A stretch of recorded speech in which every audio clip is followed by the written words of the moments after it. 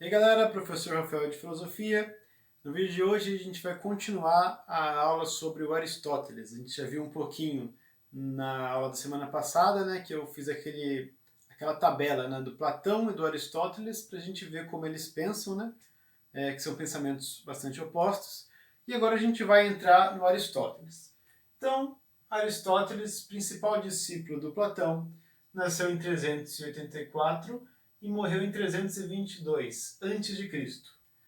E naquela tabelinha eu falei que Aristóteles era um grande sistematizador, né? Ele divide todas as suas obras, né, dessa maneira aqui. Lógica, que é o instrumento do pensar, que é o que a gente vai ver melhor nessa aula. E as ciências ele divide em três tópicos: ciências teoréticas, ciências práticas e ciências poéticas.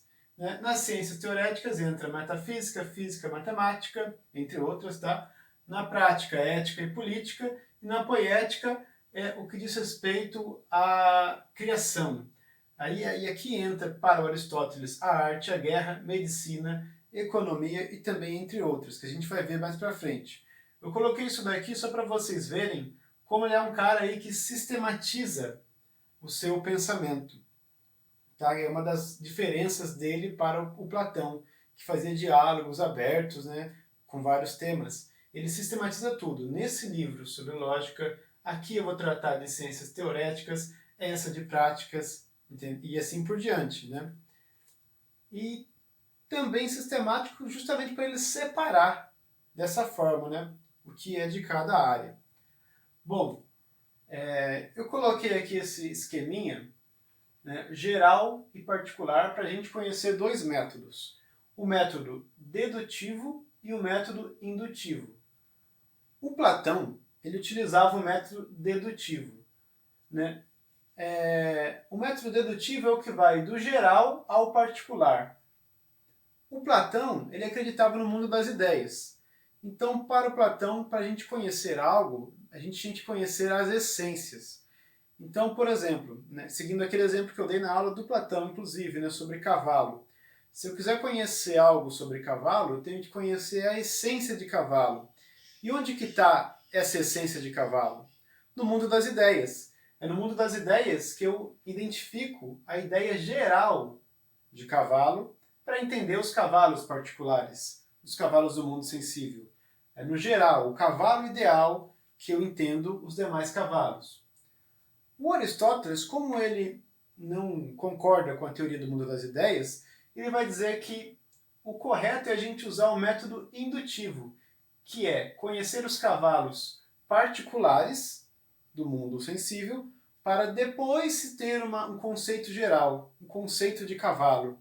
Então, para o Aristóteles, né, essa ideia geral de cavalo surge depois que a gente examina os cavalos particulares. Como a gente viu no outro vídeo, o Aristóteles era um cara que ia a campo, ele ia experienciar o mundo, né?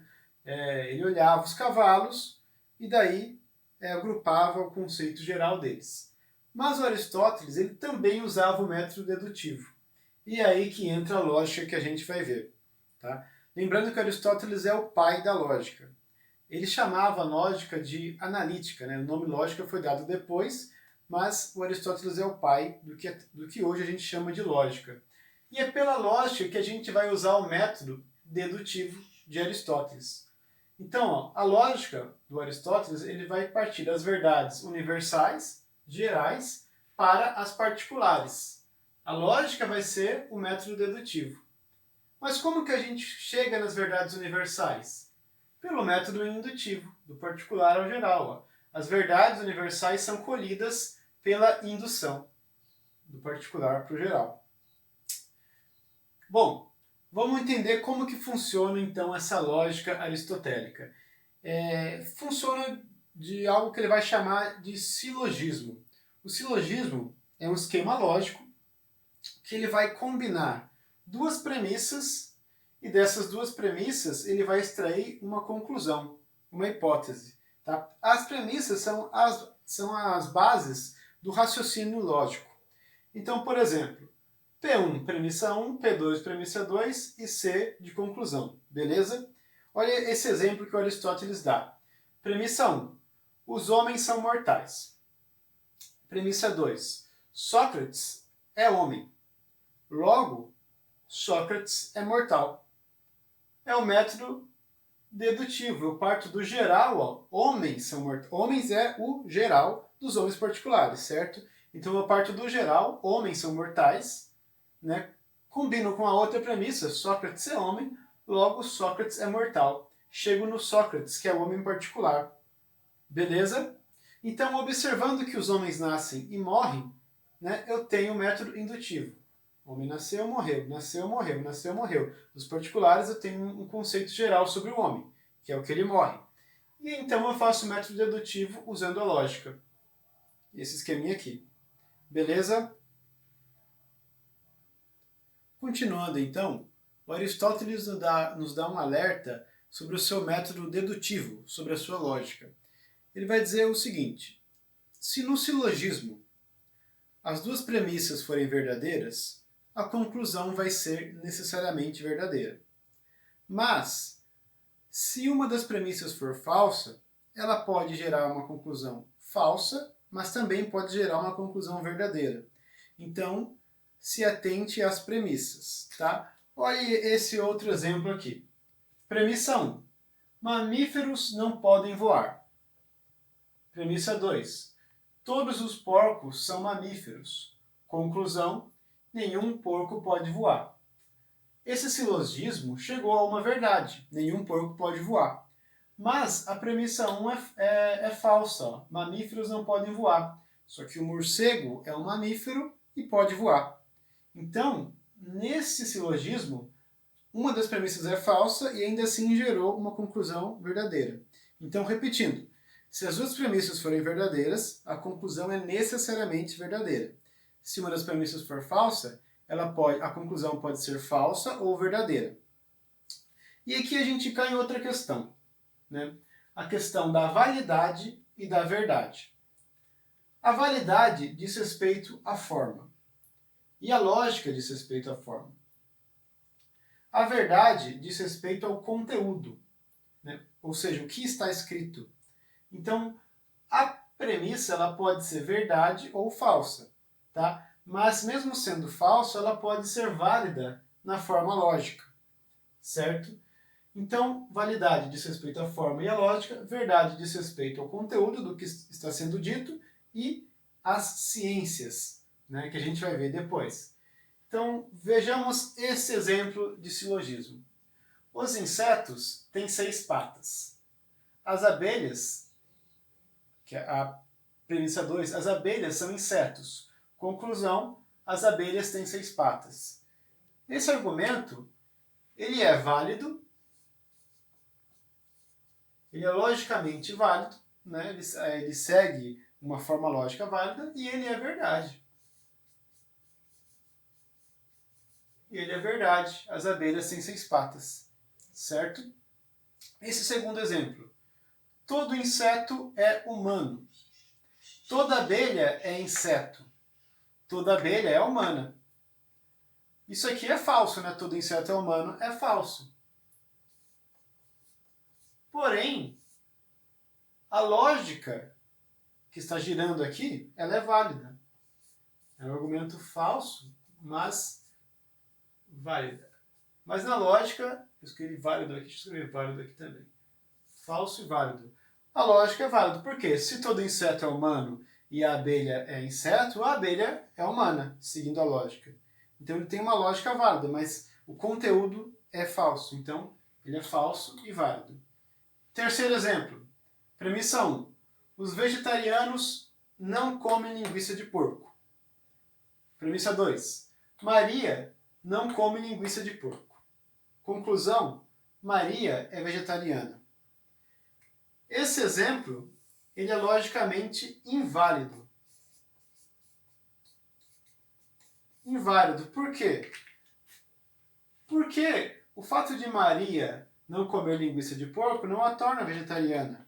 Ela pode não comer linguiça de porco, mas pode comer frango, pode comer carne, pode comer peixe, que também é uma carne, carne branca que se diz, né? Ela pode comer outras carnes. certo? Então, a lógica dela é inválida. Logo, a sua conclusão é falsa. Eu não posso dizer que a Maria é vegetariana só porque ela não come linguiça de porco. Beleza? Então, válido e verdade. Segundo exemplo, falso e válido. E terceiro, inválido e falso. Gente, voltando aqui, que a minha irmã me fez uma pergunta, minha irmã está gravando essa aula, ela ficou com dúvida nesse último exemplo, né? Ela falou, bom, aqui você disse que todo inseto é humano, toda abelha é inseto e toda abelha é humana. Por que que aqui é válido e aqui não? Bom, se todo inseto é humano e toda abelha é inseto, a lógica diz que toda abelha é humana. É um argumento válido logicamente. Ele é mentira, ele é falso, mas a lógica dele está bem construída. Agora, reparem na lógica desse último exemplo. Os vegetarianos não comem linguiça de porco. Não comem mesmo. Mas eu não posso disso daqui tirar que só porque a Maria não come linguiça de porco, ela é vegetariana. Tá? O vegetariano não come carne. Aqui eu estou tirando um caso específico. Vegetarianos não comem linguiça de porco.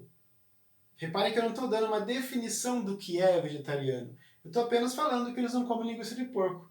Não quer dizer que qualquer pessoa que não coma linguiça de porco é vegetariana. Por isso que é um argumento inválido. Beleza? Caso alguém tenha ficado com dúvida, então, explicando melhor agora, né? Então, para a gente finalizar a aula, argumento. É válido ou inválido? Proposições. As frases dentro da argumentação. É verdadeira ou falsa? A lógica, então, estuda a forma dos argumentos, verificando a sua validade ou invalidade, como a gente viu. E cabe às ciências verificar as proposições, o que é o conteúdo. É ela que vai dizer se é verdade ou falso. Beleza? Então, lógica, argumento, válido ou inválido. Ciência, conteúdo das proposições, se são verdadeiras ou falsas. E o Aristóteles ele vai dar aqui 4 princípios axiomáticos, né? As 4 maneiras que a lógica funciona. Né? A lógica ela tem que necessariamente obedecer essas 4 regras aqui. A primeira, né, é o princípio da identidade. Reconhecer que a identidade de uma coisa é igual a outra. Galera, aqui vai uma correção.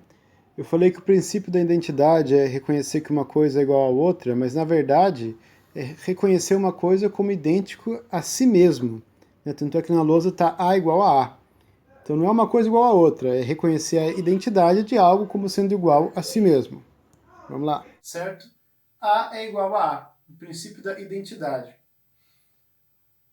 O princípio da tríplice identidade é você compreender que se eu digo que uma coisa é igual a outra e que essa coisa é igual a uma terceira, a primeira vai ser igual à terceira. Por exemplo, se A é igual a B e se B é igual a C, A também é igual a C. Né? Daria aquele mesmo exemplo do Sócrates que a gente viu. Né? Se Sócrates é igual a homem e homem é igual a mortal, Sócrates é igual a mortal. Terceiro, princípio da não contradição. Uma coisa não pode ser e não ser ao mesmo tempo, né? A não pode ser igual a não A. Esse menozinho aqui em lógica a gente chama de não, tá? Não pode Sócrates estar vivo e morto, ser e não ser. Não posso dizer que choveu e que não choveu, né? Que choveu é igual a não choveu, né? Isso é uma contradição. A lógica não pode aceitar contradições. E por último, o princípio do terceiro excluído, que ele diz que sempre que a gente sempre que a gente faz uma inferência, quando a gente faz uma afirmação, ela é ou verdadeira ou falsa. Não tem uma terceira opção. Opa! O terceiro está excluído. Beleza? Então se eu falar alguma coisa, ou é verdade ou é falso. O terceiro está excluído. Princípio do terceiro excluído. Beleza? Então, galera, é isso. Qualquer dúvida pode deixar no comentário do YouTube ou me mandar por e-mail e a gente vai se falando. Valeu!